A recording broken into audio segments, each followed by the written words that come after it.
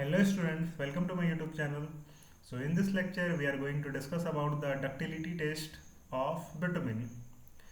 तो आज की क्लास में हम लोग डक्टिलिटी टेस्ट देखेंगे बिटुमिन का। इससे पहले हम लोग पेनिट्रेशन टेस्ट देख चुके हैं। हम लोग को बेसिकली बिटुमिन का 4 टेस्ट पढ़ना है। कौन कौन सा? तो पेनिट्रेशन टेस्ट, ठीक है, पेनिट्रेशन टेस्ट हम लोग देख चुके हैं। आज डक्टिलिटी टेस्ट देखेंगे, फिर आपको सॉफ्टनिंग पॉइंट टेस्ट देखना और flash and fire point test देखना है। तो बिटुमिन का ये 4 टेस्ट है, ठीक है, जिससे हम लोग बिटुमिन के बारे में, उसका प्रॉपर्टी के बारे में पता लगा सकते हैं। अब बिटुमिन का प्रॉपर्टी के बारे में जानना क्यों इतना जरूरी है वो हम लोग पिछला क्लास में देखे ही हैं, ठीक है। तो चलिए स्टार्ट करते हैं ductility test. Ductility test basically एक बाइंडर का इलास्टिसिटी को इंडिकेट करता है, ठीक है। इलास्टिसिटी क्या हो गया? इलास्टिसिटी कोई भी मटेरियल का प्रॉपर्टी हो गया जिसके थ्रू अगर उस मटेरियल में लोड आ रहा है तो वो क्या होगा? डिफॉर्म करेगा, ठीक है, फिर अपना ओरिजिनल कंडीशन में वापस आ जाता है on the removal of load. इसी प्रॉपर्टी को इलास्टिसिटी बोलते हैं। तो इलास्टिसिटी ही हम लोग बेसिकली चेक कर रहे हैं एक तरह से, ठीक है, बिटुमिन का। इलास्टिसिटी क्या प्रॉपर्टी हो गया कि अगर लोड आ रहा है, ठीक है, अगर लोड आ रहा है मटेरियल पे तो उसके थ्रू लोड के कारण क्या होता है? मटेरियल जो है वो डिफॉर्म करता है, ठीक है, उसके बाद फिर अपना ओरिजिनल पोजीशन में वापस आ जाता है ऑन रिमूवल ऑफ लोड। इसी को हम लोग क्या बोलते हैं? इलास्टिसिटी, ठीक है। तो डक्टिलिटी टेस्ट के थ्रू हम लोग विटामिन का इलास्टिसिटी ही चेक करते हैं। इलास्टिक मटेरियल बहुत सारा होता है, जैसे आपका रबर है, तो रबर भी तो आपका इलास्टिक मटेरियल है जो कि हम लोग फिजिक्स में पढ़ते आए हैं। और भी बहुत सारा मटेरियल होता है। मेटल्स जो होता है बेसिकली इलास्टिक ही होता है कुछ रेंज के लिए। जैसे हम लोग डायग्राम देखे थे, stress strain diagram of mild steel, तो उसमें हम लोग देखे थे तो अप टू जहाँ तक हुक्स लॉ मतलब प्रोपोर्शनल लिमिट है वहाँ तक जो है आपका प्रोपोर्शनल लिमिट में तो स्ट्रेस जो है डायरेक्टली प्रोपोर्शनल होता है स्ट्रेन के। फिर उसके बाद इलास्टिक लिमिट भी आता है। खैर उतना हम लोग डिटेल में नहीं जाएंगे। इलास्टिसिटी क्या हो गया? एक मटेरियल का प्रॉपर्टी हो गया जिसके थ्रू अगर उसमें लोड आ रहा है तो वो क्या होगा? डिफॉर्म करेगा, ठीक है। उसके बाद फिर अपना ओरिजिनल शेप में आ जाता है जब लोड को हटाया जाता है तो, ठीक है। तो डक्टिलिटी टेस्ट के थ्रू हम लोग इलास्टिसिटी चेक करेंगे बिटुमिन का। अब ये कैसे चेक करते हैं? तो ये देखिए, ये आपका डक्टिलिटी मशीन है, ठीक है। अब हम लोग क्या करेंगे, फिगर में आपको दिख रहा होगा, ये आपका ब्रिकेट है, ब्रिकेट है, ये देखिए ये क्लिप हो गया ब्रिकेट का। और इसमें हम लोग क्या किए? बिटुमिन को इंसर्ट किए। उसके बाद जो है हम लोग क्या करते हैं, एक खींचा जाता है एक साइड से, एक साइड जो है आपका दूर जाते जा रहा है तो बिटुमिन कुछ इस टाइप का सेकंड फिगर में आप देखिए खिंचाता है। तो ये जो डिस्टेंस है, इसी डिस्टेंस को हम लोग मेजर करते हैं, ठीक है। इसी डिस्टेंस को क्या करते हैं? मेजर करते हैं जब ये आपका थ्रेड जो है बिटुमिन का वो ब्रेक कर जाए। तो जब ब्रेक करता है तो जो डिस्टेंस, जितना डिस्टेंस तक ये गया है वही इसका डक्टिलिटी शो करता है। जितना डिस्टेंस तक ये मतलब कि जितना डिस्टेंस में ये ब्रेक किया वही डिस्टेंस आपका डक्टिलिटी शो करता है। तो ये डिस्टेंस हम लोग सेंटीमीटर में शो करते हैं। तो ये तो शॉर्ट बता दिए, ठीक है। इसको हम लोग डिटेल में देखेंगे। यार सबसे बड़ा क्वेश्चन ये आता है कि आखिर हम लोग डक्टिलिटी क्यों चेक कर रहे हैं, क्या रीज़न है, ठीक है।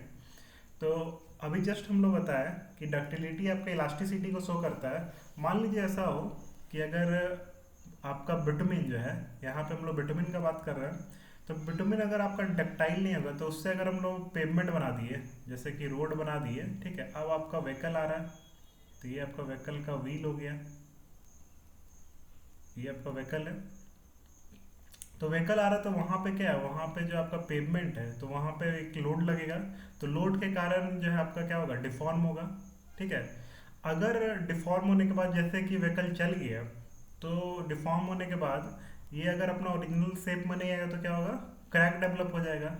जो क्रैक जो हम लोग के लिए अनसेटिस्फैक्ट्री है, क्योंकि क्रैक अगर डेवलप होता है तो क्रैक डेवलप होने के कारण क्या होगा कि जो वाटर है आपका वो डायरेक्टली परकोलेट कर जाएगा नीचे।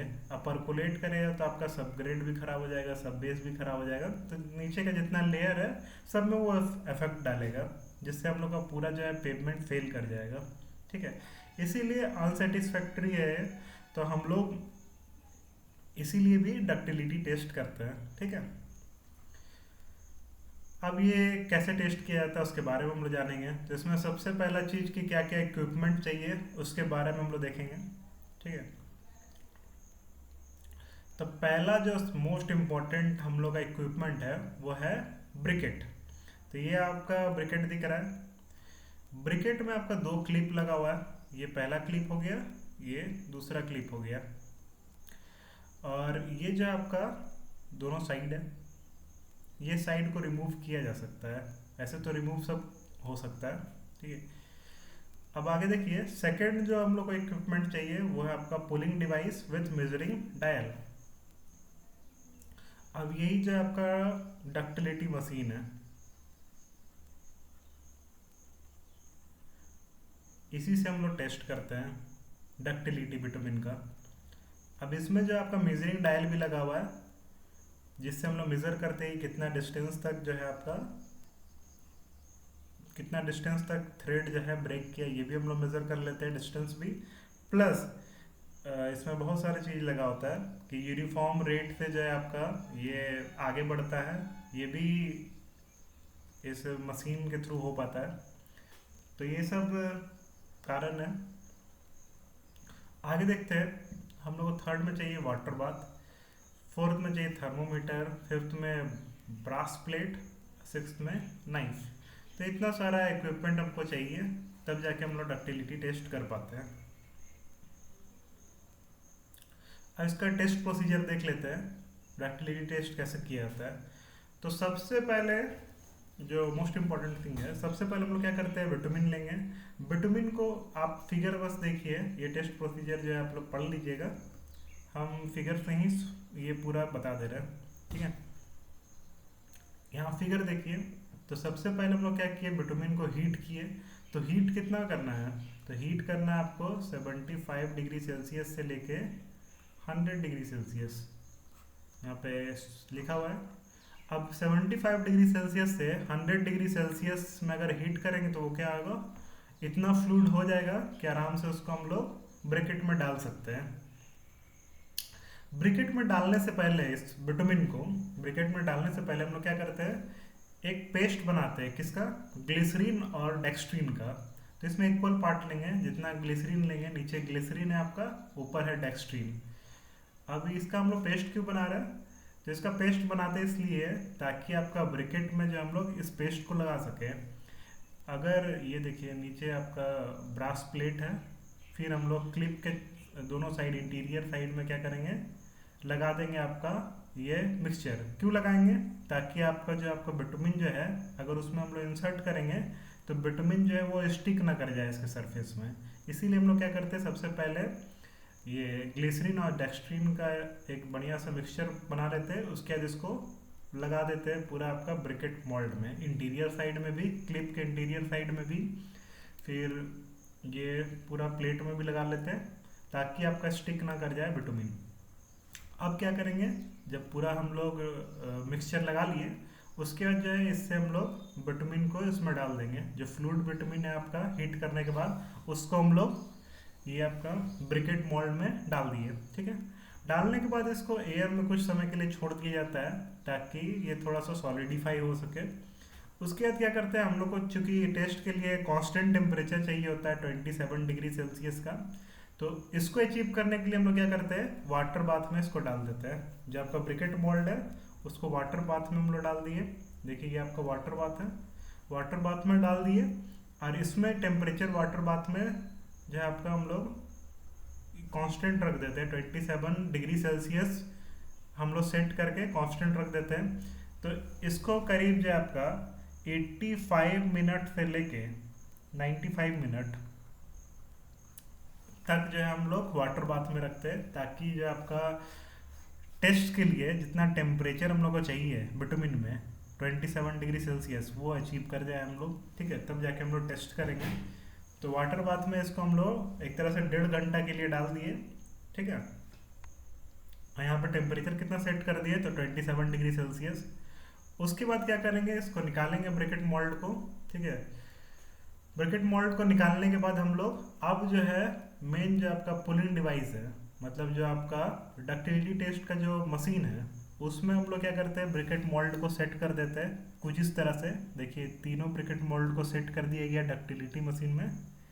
इसका जो साइड साइड था, साइड को हटा दिए, ठीक है, साइड को हटा दिया गया। उसके बाद यहाँ पे क्लिप को जो है वो मशीन में होल्स रहता है इसको सेट करने के लिए, तो सेट कर दिए, ठीक है, तीनों को सेट कर दिए। उसके बाद हम लोग को जो है इनिशियल रीडिंग जो है मशीन का उसको जीरो सेट कर लेना होता है, ठीक है, या फिर जो भी इनिशियल रीडिंग है उसको हम लोग नोट डाउन कर लेते हैं ताकि हम लोग आराम से डिस्टेंस को मेजर कर सके। अब हम लोग जब सेट कर लिए उसके बाद ये जो मशीन है इसका एक हिस्सा तो आपका फिक्स रहता है, दूसरा हिस्सा जो है मूव करता है, दूसरा हिस्सा मूव करेगा। तो दूसरा हिस्सा अब हम लोग मशीन को स्टार्ट कर देते हैं, तो ये आपका कांस्टेंट स्पीड में मूव करता है।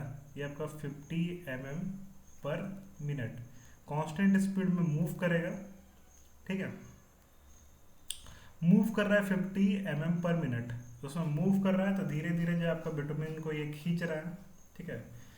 अब सेकंड फिगर में देखिए ये बिटुमिन धीरे धीरे क्या हो रहा है, उसको पुल कर रहा है। पहले इसके बीच में कोई स्पेस नहीं था, अब देखिए स्पेस इतना बढ़ गया। तो कैसे बढ़ रहा है, तो किस रेट में, तो 50 mm/मिनट, मतलब 5 सेंटीमीटर खिंचा जा रहा है 1 मिनट में। उसके धीरे धीरे कुछ फिगर आपका इस टाइप का दिखेगा, बहुत आगे तक चल गया है। तो ये जो आपका डिस्टेंस है, ठीक है, जहाँ पे आपका थ्रेड टूट जाता है उसी को हम लोग बोलते हैं डक्टिलिटी। यहाँ से यहाँ तक का डिस्टेंस जब आपका तीनों थ्रेड टूट जाएगा, ठीक है, जैसे सबसे पहले एक थ्रेड टूटा फिर दूसरा या तीसरा, ठीक है, तो उस केस में हम लोग डिस्टेंस सबका, सब थ्रेड का डिस्टेंस मेजर करेंगे, ठीक है, कितना डिस्टेंस में कौन सा थ्रेड टूट गया। ये डिस्टेंस मेजर करने के बाद उसका हम लोग मीन निकाल लेते हैं। और जो वो मीन रहता है, जो मीन हुआ वही इसका क्या हो गया, डक्टिलिटी हो गया। तो डक्टिलिटी जो आपका वेरी करता है, डक्टिलिटी का जो आपका डिस्टेंस है वो वेरी करता है 5 से लेके 100 सेंटीमीटर के बीच, ठीक है, 5 सेंटीमीटर से 100 सेंटीमीटर या उससे भी ज़्यादा थोड़ा हो सकता है, ठीक है। तो 5 सेंटीमीटर तो काफ़ी कम हो गया, ये तो बहुत कम डक्टाइल है, ठीक है। तो अगर हम लोग इस विटामिन ग्रेड को यूज़ कर रहे हैं, ठीक है, अगर पेमेंट के लिए, तो मिनिमम जो है आपका डक्टिलिटी कम से कम 50 से ऊपर होना चाहिए, 50 सेंटीमीटर से ऊपर, इससे कम नहीं होना चाहिए, ठीक है। तो यहाँ पे लिखा हुआ है for satisfactory performance it should not be less than 50 centimetre. 50 centimetre से ऊपर होगा कोई दिक्कत नहीं है, उससे लेस नहीं रहना चाहिए। तो इस तरह से हम लोग डक्टिलिटी टेस्ट को परफॉर्म कर पाते हैं। डक्टिलिटी जो विटामिन का है वो ये 4 फैक्टर पे से इन्फ्लुएंस होता है, मतलब डिपेंड करता है। जो आपका पोरिंग टेम्परेचर है, ठीक है, मतलब किस टेम्परेचर में हम लोग हीट की है, वो टेम्परेचर जो आपका पोरिंग टेम्परेचर हो गया उस पर डिपेंड करता है। फिर आपका ब्रिकेट का डायमेंशन पे भी डिपेंड करता है। फिर टेस्ट का जो टेम्परेचर है, यहाँ पे हम लोग टेस्ट का टेम्परेचर कितना रखे थे, 27 डिग्री सेल्सियस रखे थे, कुछ अलग रखेंगे तो उस केस में डक्टिलिटी अलग आ जाएगा। फिर रेट ऑफ पुलिंग पे भी डिपेंड करता है, यहाँ पे रेट ऑफ पुलिंग कितना था, तो ये था आपका 50 mm/मिनट। अगर कुछ और रेट रखेंगे तो उस केस में डक्टिलिटी अलग आएगा, ठीक है। तो ये सारा चीज़ है जिसमें आपका डक्टिलिटी ऑफ विटामिन डिपेंड करता है। आई होप ये आपका वीडियो समझ में आया होगा, ठीक है, ये पर्टिकुलर लेक्चर आपको क्लियर हुआ होगा। अगर कोई इशू होता है तो आप कमेंट सेक्शन में पूछ सकते हैं, ठीक है। This is all for today, thank you so much.